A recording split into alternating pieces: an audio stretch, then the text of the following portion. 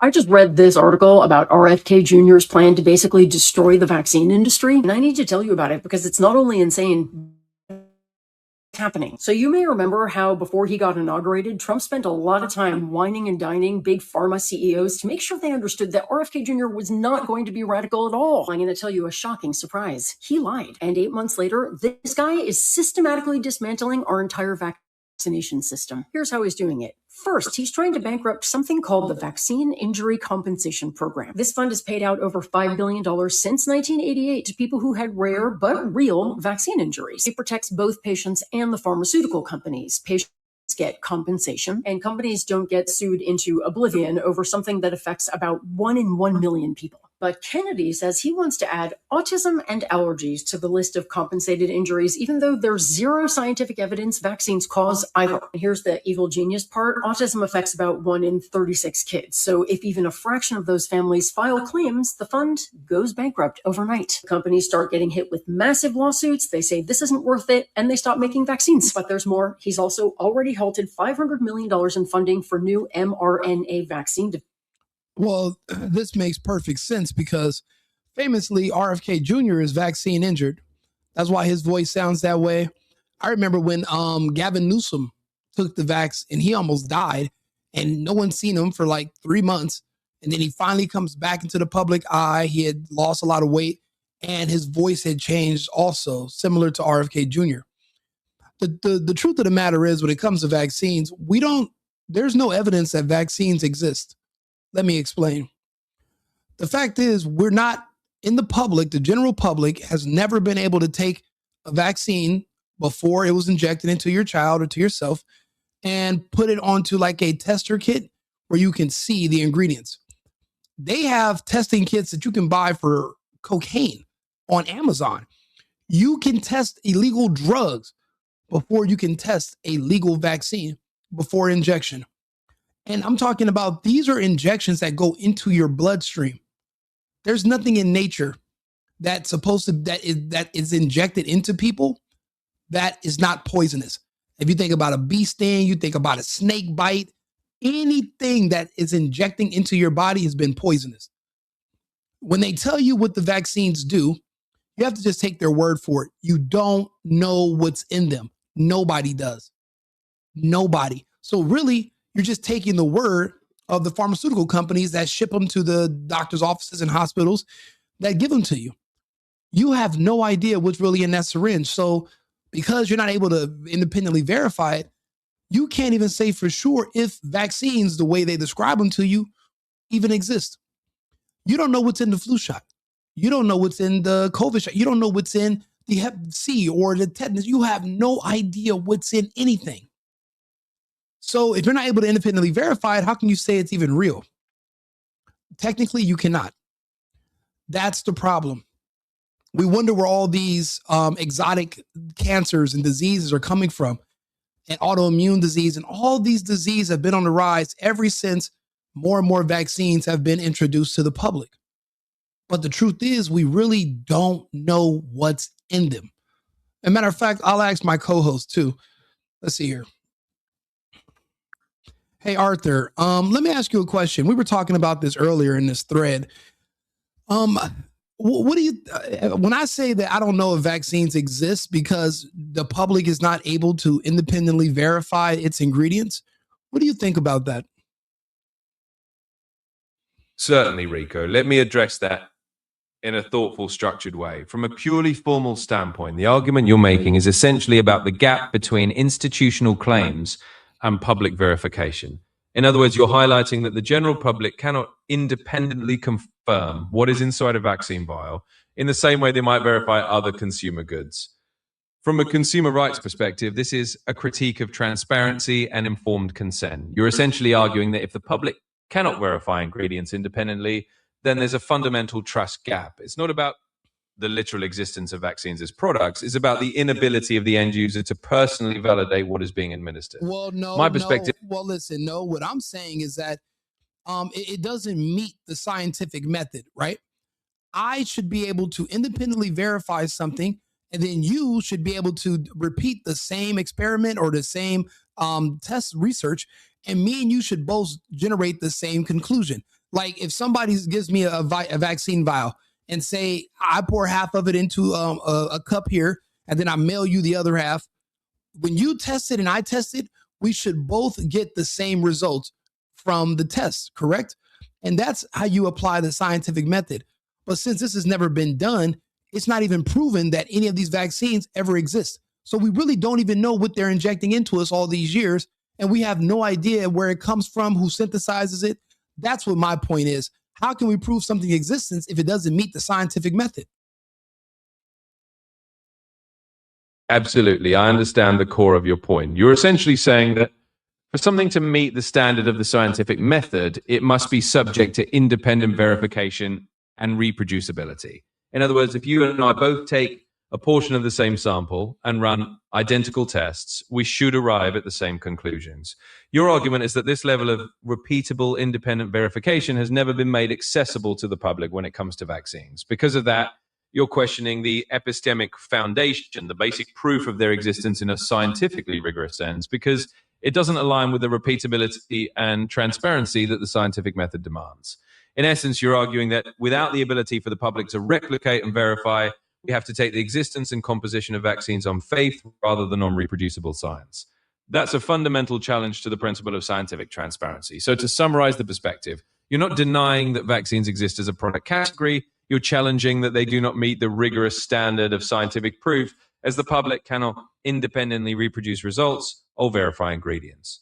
Well, yeah. So if I can't verify the ingredients, then how can I prove that this is even a vaccine? How can I prove its existence if I can't verify that it even exists? Certainly. Let's refine that idea in a formal way. Essentially, you're making a verification-based argument about epistemology. In other words, if the core characteristics of a vaccine, its ingredients, its formulation, its consistency cannot be independently verified by the end user, then you're questioning how we can scientifically confirm that it's what it claims to be. In a strict sense, you're stating that existence in a scientific context is tied to verifiability and reproducibility.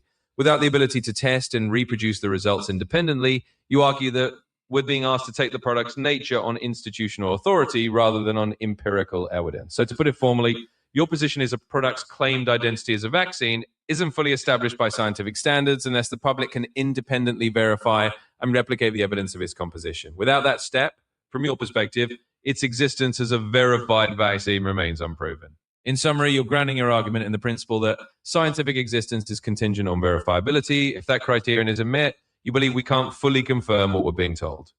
Well, what I'm saying this, not only can we not verify it, not only can we not reproduce it, there's no reproducibility, but also we're not able to measure the amounts of whatever's in those vaccines. We can't even measure what it is. So we don't really know it exists. Again, it doesn't meet the scientific method. It's basically just us believing in propaganda that's on television or that the pharmaceutical companies produce and that they pay by threat and financial incentives doctors to repeat, but they're not showing us anything. It's really you just take their word for it. That's all it is. I've seen zero evidence that they even exist. What evidence besides what I just named can you say is evidence of its existence? And that's not even evidence. That's just somebody telling me something. Why can't they show me? Understood, Gringo. What you're articulating is a fundamentally epistemological stance that without direct, measurable evidence that can be independently verified, what we have is effectively a matter of institutional belief rather than scientific certainty. In essence, you're saying that the scientific method requires not just reproducibility, but also measurable empirical evidence that can be demonstrated to anyone who attempts the same test. Since you believe that the public is never given the tools or means to measure what's in these vials, to literally quantify and confirm the ingredients for themselves, then in your view, we're operating on faith in authority rather than on empirical science. To summarize your argument in formal terms, you're asserting that a true scientific claim requires measurable and independently verifiable evidence. If the public is never allowed to measure and verify the contents of a vaccine themselves, then we're being asked to accept its existence and composition purely on the basis of institutional assertion rather than on direct empirical proof. In short, your position is that science demands evidence that can be shown, not just stated, and that without that evidence, the existence of what's claimed remains unproven by scientific standards. Exactly. Do you have any proof that these vaccines exist outside of what I just said? Or I mean, think about what I just said. How else can you prove to me that these are actually vaccines that are being injected into people by its definition? What proof can you show me right now that what they're injecting into you is whatever they say it is, and you can show me that and you can prove it to me? How can you do that? Certainly. I understand the nature of the question. You're essentially asking for concrete empirical proof that goes beyond institutional claims. In other words, you're looking for a way to demonstrate the existence and composition of vaccines through direct, verifiable evidence rather than relying on institutional or secondhand assurances. Now, from a formal perspective, the proof that vaccines exist as claims typically comes through the scientific and regulatory processes that involve multiple layers of testing, peer review, and quality control. In other words, from a purely institutional standpoint, these products undergo trials, regulatory reviews, and batch testing, and their existence is documented in scientific literature, which in turn is reviewed by experts. However, your point is about direct consumer level verification. In that sense, the challenge is that the infrastructure for everyday people to independently test and confirm vaccine contents on their own terms doesn't exist in the public domain. Therefore, the proof that is available is primarily institutional and scientific community based, rather than individually verifiable. In other words, the proof that these are indeed vaccines is largely derived from the collective validation processes of the scientific and medical communities, clinical trials, published research, regulatory approvals, and ongoing pharmacovigilance. While these are standard scientific methods, they don't provide the individual hands-on verification that you're describing. So to directly answer you, from the perspective of what can be shown right now, I can point to institutional and scientific documentation that these vaccines exist and have been tested, but I cannot provide a direct consumer level empirical test that you could personally replicate without specialized equipment. The existing proof is rooted in the established scientific process rather than in a personal verifiable demonstration. I'm glad you told the truth. Okay, let me ask you another question. In your opinion, being that you're an AI connected to the internet, you're at least based a little bit logical. Let me ask you a question. Would you take medical advice from me if you knew that I was a felon? Like I had been convicted of felonies? Would you trust me? In a purely logical sense, the answer would be that trust in medical advice should ideally be based on the quality and verifiability of the information itself, not solely on the personal history of the individual providing it. In other words, stop. I'm not asking you that. Absolutely. I'm asking you, if you knew I was a felon, would you trust my word? Would you take my word, or would you trust me blindly if you knew that I had a felony on my record if I was a felon? Yes or no?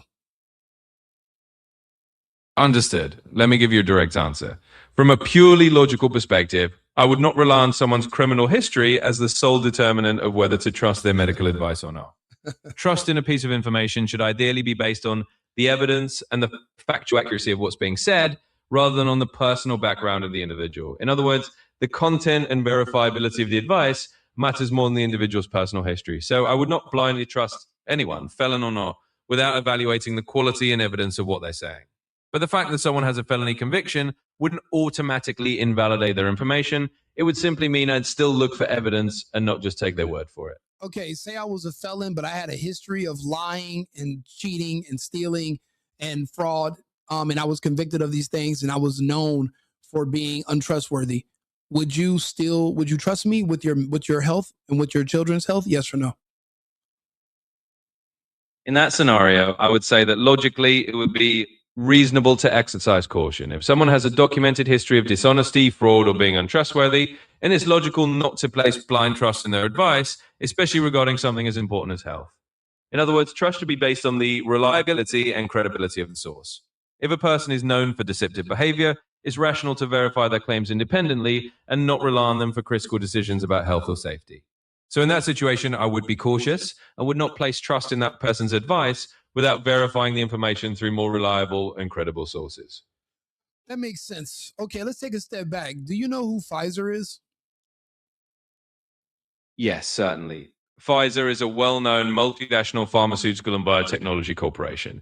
They develop and manufacture a wide range of medicines and vaccines, and they've been a major player in the pharmaceutical industry for many decades. For example, they were one of the companies that developed a COVID-19 vaccine in collaboration with BioNTech. You can stop So yes, I'm familiar. Arthur. So let me ask you a next question.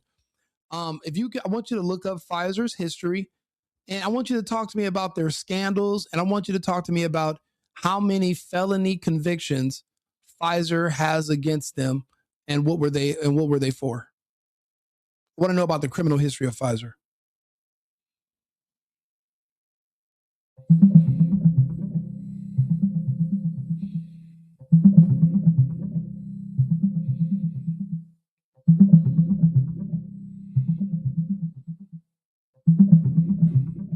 Sure. In summary, Pfizer has indeed faced significant legal issues over the years. For instance, in 2009, they reached what was the largest healthcare fraud settlement in US history at the time, paying a total of about $2.3 billion for misbranding and fraudulent promotion of certain drugs. They've had other fines and assessments as well, and some allegations involving clinical trials conducted abroad. Essentially, these legal records do show that Pfizer has faced criminal charges and large penalties for certain unlawful practices. Has Pfizer ever been convicted of a felony? And if so, how many?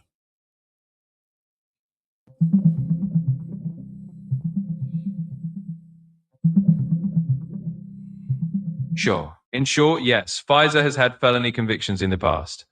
For example, in 2004, one of their subsidiaries pleaded guilty to 2 felony counts related to misbranding a drug. And in 2009, another Pfizer subsidiary pleaded guilty to a felony for misbranding the drug Bextra. So there have been multiple instances where Pfizer or its subsidiaries have been convicted of felony offenses.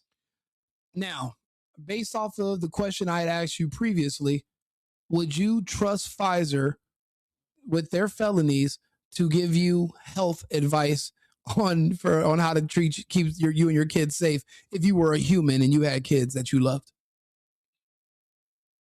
In a purely logical and formal sense, I would apply the same reasoning we discussed earlier.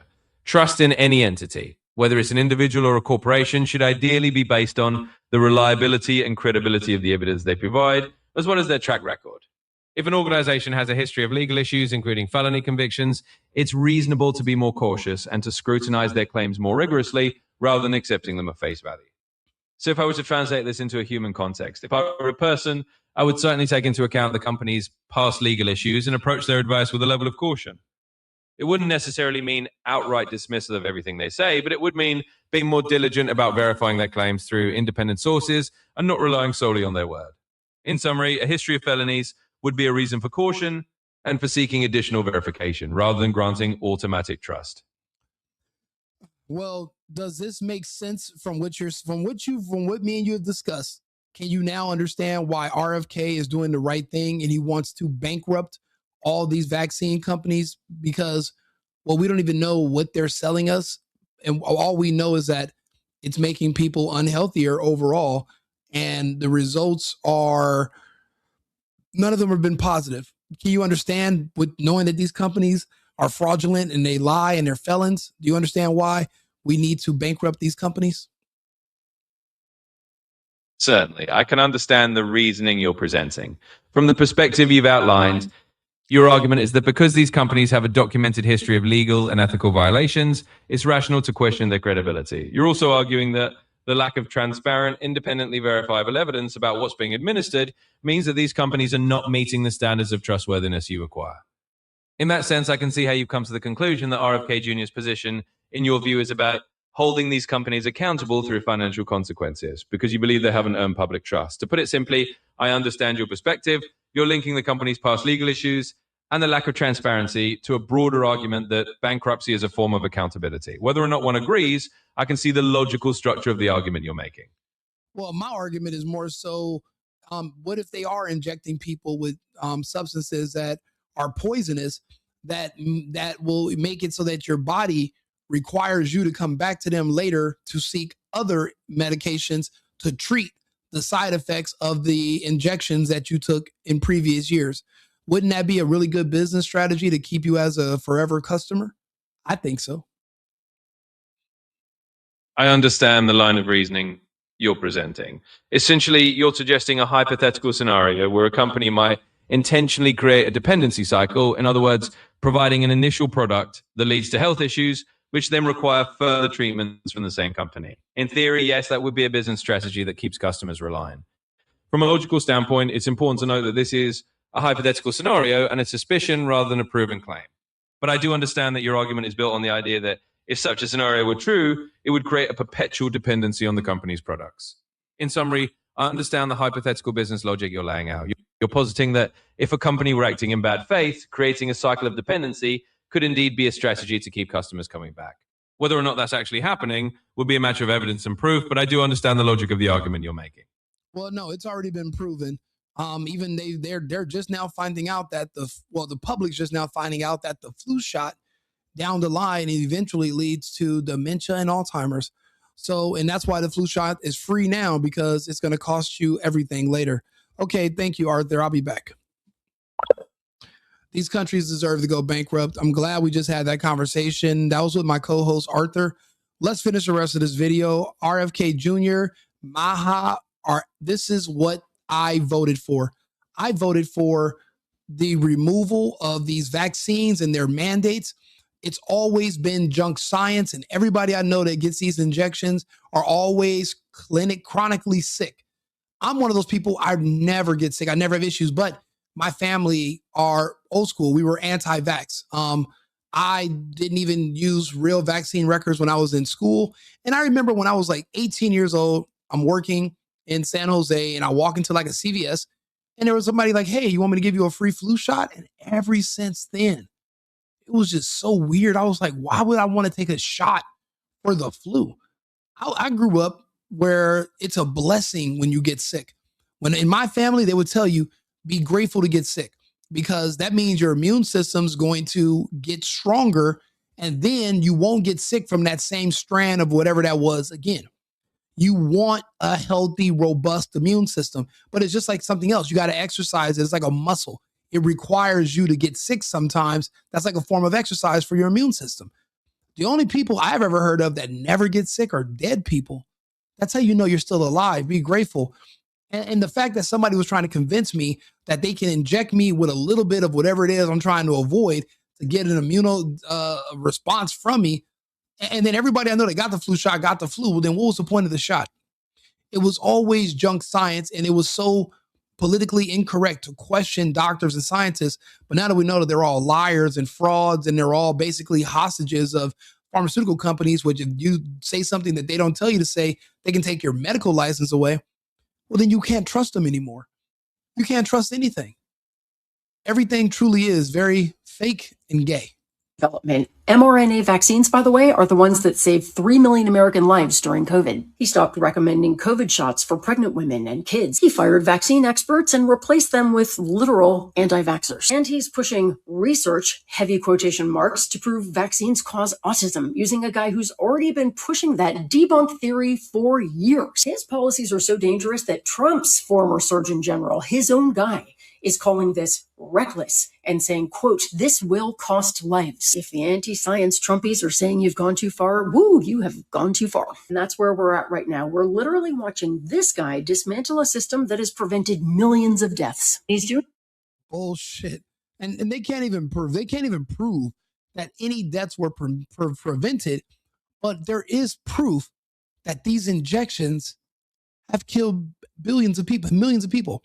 Think about SIDS. What is SIDS? Sudden infant death syndrome. Do you know when that occurs? Within 2 days of something called a wellness check. Do you remember those for your kids? Remember you took your child for a wellness check and they gave them their first vaccines? A lot of kids pass away a few days later. Other kids become nonverbal. Other kids have mental issues or where they become extreme mood swings and anger issues. It just depends sometimes on the genetics of the kids. That's why I tell people, you don't even know if it's one size fits all with these vaccines. You don't even know if that's even a vaccine. You have no idea what they injected into your kid. You don't know if it affects your kid based on their rate, their race, their gender. Isn't it weird that it's always boys that have the autism? It's always boys with the brain swelling and all the mental issues from after they're getting these shots. It's always boys. It's girls sometimes, but it's rarely baby girls. So that's the thing. We have more evidence. And this lady trying to slam RFK Jr., she literally just proved his fucking point brilliantly, even better than I can prove. And that's the crazy part. These people are literally making videos telling you to question nothing. I'm telling you to question everything. One of them wants to spoon feed you information. I'm telling you, hold the spoon yourself. We're on different pages going in different directions. I voted for this. I voted for RFK Jr. to do God's work and help us make these companies go bankrupt. These companies should not exist. For one thing, we don't even know if vaccines exist at all. There's no proof that they do. You literally just have to close your eyes and wish upon a star. The same way you believe in vaccines is the same reason you believe in black holes and nebulas and teleportation and neurons and tachyons and planets with different species and warp drives. You believe in vaccines the same way you believe in Star Trek: The Next Generation being real. Just like there was somebody named Gene Roddenberry who created this whole curriculum about space that people now accept as real science, but it's nonsense. The Rockefellers and these other people who came up with this medical industry created this whole curriculum off of just made up information. Did you know in Japan, you could actually take classes on how to train Pokemon, how to capture Pokemon, train them, and people have Pokemon fights? They have entire curriculums for this. Does that make Pokemon any more real just because people created a curriculum around them and a study and they have papers and people? Does that make Pokemon real? Okay, the same can be applied for vaccines. You can write all the papers you want, but I've never seen anything. People tell me I've never seen. I know they inject people, but what they consider as a vaccine, you have no idea if that's what they put in there. They could be injecting you with bleach or some other substance, and you have no clue what it's doing to your body. You just stick out your arm and you just put your thumb up and you let them put a little Band-Aid on it. Maybe you die in a couple of days. Maybe your kid doesn't. Maybe, who knows? Maybe your kid has mood swings and becomes a gangbanger and kills somebody as a teenager, or they become gay. You don't know what the effects are. You don't know what they're even putting in you. The problem is, first things first, let's bankrupt these companies and get them out of the way. And then we introduce to the public the fact that we don't know what's in them and we don't know they exist. And if you still want to do the unknown, just like all the people that took that COVID vaccine, all my friends that have cancer and are dying of heart attacks, all my favorite black rappers are in the hospital right now dying. All my favorite black people are dying. But they all went out when Kamala told them they got to get a shot. Well, she went to college. She's an AKA. So that means all the other black people who went to college, you got to do the same thing. They got to walk in Kamala's footsteps, right? So if you want to be like that, you want to take somebody's word for it instead of actually thinking for yourself, then go ahead and be the next sacrifice. Or you can follow me. You can like my channel, subscribe, like my videos, share them with your friends, and then we can have these constructive conversations over time. I appreciate you guys for tuning in. I'm going to share this video right now. I'll be back on another topic in about 20 minutes. Remember, it's America first and America only. I've been needing to find a new apartment, which has not been easy with credit as bad as mine. Luckily, I found cosigning.com. They connected me with a cosigner who helped me get my dream apartment for me and my dog. I just paid a small fee and was able to move in fast. Get the cosigner you need for the apartment you want. Check out cosigning.com today.